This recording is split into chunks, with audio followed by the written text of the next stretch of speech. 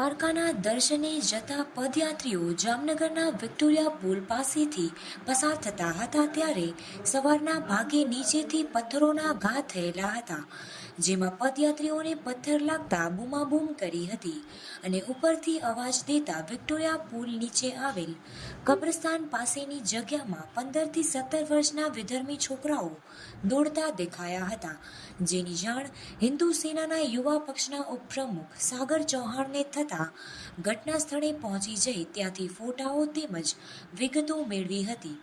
હાલ આવા પદયાત્રી પર જતા શ્રદ્ધાળુઓ પર પથ્થરબાજોને તત્કાલ પકડવા તેમજ આવા પુલ કે રસ્તા પરની મસ્જિદો કે દરગાહ નજીક પોલીસ બંદોબસ્ત ગોઠવવો તેવી હિન્દુ સેના પોલીસ પ્રશાસન પાસે માંગણી કરે છે।